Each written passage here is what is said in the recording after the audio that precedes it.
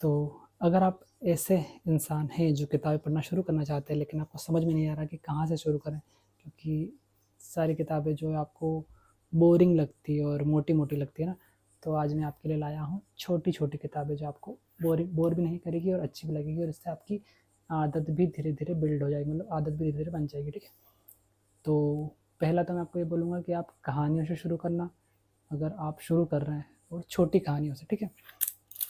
तो ये अच्छा होता है, क्योंकि किताब को पढ़ने के बाद आपको एक सेंस ऑफ अचीवमेंट मिलता है, आपको लगता है कि हाँ मैंने पढ़ लिया। तो शुरू करते हैं, आराम से देखना, थोड़ी सी लंबी वीडियो हो सकती है क्योंकि एक टोटल किताबें हैं 6, 7, 8, 9 किताबों की बात करेंगे। देखो 9 किताबें जिसमें कहानियाँ हैं और स्पिरिचुअल बुक्स हैं, है ना, सेल्फ हेल्प नहीं है।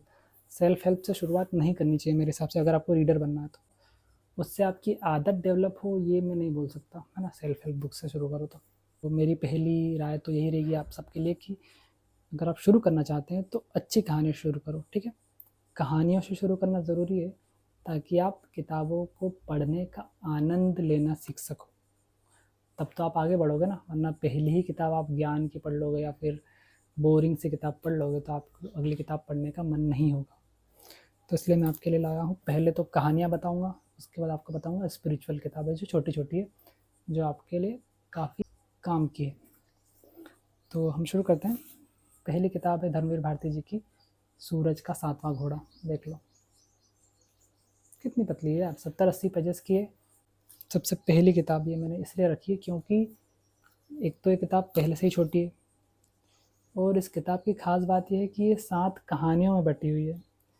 अलग अलग कहानियाँ 7, हर दिन की एक पढ़ लो आप, लेकिन सातों कहानियों से मिलकर एक कहानी बन रही है। कितनी अच्छी बात है ना। ये है लेखक का कमाल, धर्मवीर भारती जी का कमाल। काफ़ी अच्छी किताब, मुझे अंडररेटेड लगती है ये किताब कि यार इसकी बात नहीं होती इतनी, और गुनाहों का देवता की ज़्यादा बात होती है, लेकिन मुझे ये भी बहुत अच्छी लगती है, शायद ज़्यादा अच्छी लगती है। तो पहली किताब है सूरज का 7वां घोड़ा, ज़रूर पढ़ें। दूसरी किताब है देवदत्त पटनायक जी की राम की गाथा। अब राम की गाथा नाम से आप समझ ही गए होंगे कि रामायण के ऊपर बेस्ड है, और रामायण तो हर किसी ने सुनी है या पढ़ी है या देखी है, भले ही आप किसी भी धर्म से हो, तो ये किताब आपके लिए पहले से फेमिलियर है। अब फेमिलियर है और आप सब जानते हो कहानी को, तो क्यों पढ़ें आप, है ना? तो पहला रीज़न तो ये कि आपको पढ़ने की आदत डालनी है। दूसरा ये कि ये आपको अपनी सी लगेगी, तो बोर नहीं करेगी।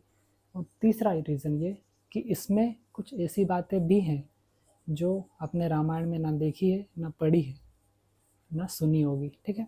क्योंकि हमारे इसमें बताया गया है, और वैसे भी आप भी जानते होंगे कि हमारे भारत में बहुत सारी रामायण है, और उन कुछ रामायण की रोचक बातें भी इसमें दी गई हैं। जैसे कि एग्जांपल के लिए मैं आपको बता दूं कि एक रामायण है, शायद अद्भुत रामायण करना, उसमें ना सीता जी को रावण की पुत्री दिखाया गया है, और चूंकि रावण जो है वो ऋषियों को परेशान करते थे, तो ऋषियों ने उनको श्राप दिया था कि तेरी पुत्री ही तेरे विनाश का कारण बनेगी। अद्भुत बात है ना। और तो ये ज़रूर पढ़ना, छोटी सी किताब है ये भी, देख लो। अगली कहानी है हिंदी की ही, तो हाँ इसमें हम हिंदी और इंग्लिश दोनों किताबों की बात कर रहे हैं, ठीक है? अगली किताब है चित्रलेखा, भगवती चरण वर्मा जी की किताब, काफ़ी अच्छी है। चित्रलेखा जो है वो एक भोगी और एक योगी के बीच में है ना? पाप क्या है, पुण्य क्या है, इस सवाल से शुरू होती है कहानी। काफ़ी अच्छी लगेगी आपको, कुछ अलग पढ़ा आपने ऐसा लगेगा आपको, है ना? भोगी और योगी की कहानी, और इन दोनों में से कौन सही है ज़्यादा, ये भी आपको, मतलब इस कहानी में कौन सही है ये भी आपको पता चलेगा। चित्रलेखा, भगवती चरण वर्मा, ज़रूर पढ़ें। अगली कहानी है इंग्लिश की, तो वो है द अल्केमिस्ट बाय पाउलो कोल्हो। अगर मैंने इनका नाम गलत लिया है, गलत तरीके से बोला है तो माफ़ करना, लेकिन ये किताब काफ़ी अच्छी है। एक लड़के की कहानी है जिसको यात्रा करना या बाहर रहना अच्छा लगता है। वो एक चरवाहा है, चूँकि तो बाहर रहना उसका काम भी है, और उसको एक सपना आता है, और उस सपने के चक्कर में एक जर्नी शुरू होती है, और उस जर्नी में क्या क्या होता है, बहुत ही अच्छी अच्छी चीज़ें होती है। तो पढ़ के आपको काफ़ी अच्छा लगेगा और आपको पता चलेगा कि उसका सपना पूरा होता है या नहीं पूरा होता है, और नहीं होता है तो क्या होता है, और पूरा होता है तो कैसे होता है। काफ़ी अच्छी कहानी आपको बांध कर रखेगी ये, है ना। बहुत सारे लोगों की पसंदीदा किताब है ये, द अल्केमिस्ट। और अगली किताब जो है वो छोटी तो है, बहुत छोटी है, देखो मेरे हाथ भरा, लेकिन ये आपको मैं बता रहा हूँ कि ये थोड़ी उदास करने वाली है, लेकिन इतनी भी उदास नहीं करेगी शायद अब आपको। खैर, ये किताब है फ्योदोर दोस्तोयेवस्की की द वाइट नाइट्स। ठीक है, तो ये वन साइडेड लव स्टोरी समझ लो, तो आप पढ़ सकते हो उसको, फ्योदोर दोस्तोयेवस्की की वाइट नाइट्स। तो अब हो चुकी है हमारी कहानियाँ ख़त्म। शुरू इनसे ही करना है आपको, इनमें से किसी से भी कर लो, वाइट नाइट से नहीं करो, है ना। बाकी जो बताइए उनमें से किसी से भी शुरू कर लो, और मैं तो यही कहूँगा जिस क्रम में मैंने बताया है उसी से आप शुरू करो तो बेहतर होगा। तो अब बात करते हैं स्पिरिचुअल किताबों की, क्योंकि ये भी ज़रूरी है ना। तो जब आप आदत थोड़ी सी डेवलप कर लो तो आप इन किताबों की ओर ज़रूर आना। देखो 4 किताबें हैं, 1 2 3 4 आराम से मेरे हाथ में फिट हो चुकी है। तो ये भी छोटी है, आपको बोर नहीं करेगी जहाँ तक मुझे लगता है, और आपके काम आएगी। तो स्पिरिचुअल में आपको 3 लोगों की किताबें तो ज़रूर पढ़नी चाहिए, आचार्य प्रशांत, ओशो और जिद्दू कृष्णमूर्ति, है ना। तो आचार्य प्रशांत जी से शुरू करते हैं। उनकी छोटी सी किताब है झुन्नूलाल, ये झुन्नूलाल हम है। जैसे कि ओशो की किताबों में कैरेक्टर होता है ना मुल्ला नसरुद्दीन, वैसे ही आचार्य प्रशांत जी की बातों में झुन्नूलाल होता है, और झुन्नूलाल वो हम है। तो उन्होंने हमारे ऊपर हमारे लिए एक अच्छी सी बुक तैयार कर दी, झुन्नूलाल ज़रूर पढ़ें। अगली किताब है आचार्य प्रशांत जी की काम वासना। ठीक है, इसके अंदर आपको पता चलेगा कि काम वासना से रिलेटेड जितने भी बातें चलती है समाज में वो कितनी सही है या कितनी गलत है।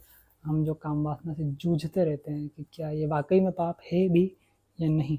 ठीक है, और इसके साथ हमें क्या करना चाहिए, इससे लड़ना चाहिए या इससे एक्सेप्ट करना चाहिए, तो ये आपको पता चलेगा और काफ़ी काम आएगी ये, काम आएगी आपकी काम वासना किताब आचार्य प्रशांत जी की। और बात करते हैं ओशो की। ओशो की एक पतली सी किताब है जीवन की खोज। इस पुस्तक के कुछ मुख्य बिंदु आपको पढ़ के बता दूं कि वास्तविक जीवन क्या है। जीवन को तो वही उपलब्ध होगा जो जागरण के पक्ष में हो। चित्त की स्वतंत्रता ही सत्य का मार्ग है। और मैं कुछ पढ़ के भी बता सकता हूँ, अगर आप चाहो तो सुन लो। सत्य को देखने के लिए आपके पास कोई भी धारणा नहीं होनी चाहिए, न हिंदू होने की, न मुसलमान होने की, न जैन होने की, न बौद्ध होने की, न आस्तिक होने की, न नास्तिक होने की। आपका चित्त बिल्कुल धारणा मुक्त होना चाहिए, धारणा शून्य होना चाहिए, आपका कोई बिलीफ नहीं होना चाहिए, तब आप सत्य को एज इट इज़ देख पाओगे। ठीक है, और यही चीज़ freedom from known Jiddu Krishnamurti ji की किताब में भी कही गई है। और जिद्दू कृष्णमूर्ति जी की किताब समझने में थोड़ी मुश्किल होती है, तो मेरी विनती है आपसे कि आप बार बार पढ़ें। ऐसा नहीं कि आप जिद्दू कृष्णमूर्ति जी को पढ़े ही नहीं, बहुत ज़रूरी है हमारे लिए, आपको इनको पढ़ना ही है। ठीक है, तो ये हो गई सारी किताबें ख़त्म। और इतनी सारी किताबें बताई है, लेकिन देखो मेरे एक ही हाथ में आ गई। और कोई किताब तो ऐसी होती है जो इन सब के बराबर एक होती है, लेकिन मैं आपके लिए छोटी छोटी अच्छी अच्छी किताबें लेकर आया हूँ। तो आई होप आपको इस वीडियो से काफ़ी मदद मिली होगी। तो मेरी तो यही राय है कि आप शुरू में ही ऐसी दिल तोड़ने वाली कहानियाँ ना पढ़ें और मोटी किताब भी ना पढ़ें, है ना। आप शुरू करें हल्की फुल्की अच्छी कहानियों से, मतलब छोटी छोटी कहानियाँ। ठीक है, और धीरे धीरे करके आप आ जाओगे 1000-1200 पेजेस की किताब आसानी से पढ़ लोगे। तो बस वीडियो अच्छी लगे तो लाइक करना, चैनल को सब्सक्राइब करना, और अगर आपके सर्कल में कोई हो जो किताब पढ़ना पसंद करता हो, है ना, तो उसको ये वीडियो भेज देना, उसके भी काम आएगी, और अगर वो कुछ मुझे बता सका तो मेरे भी काम आ जाएगा। ठीक है, थैंक यू, बाय बाय।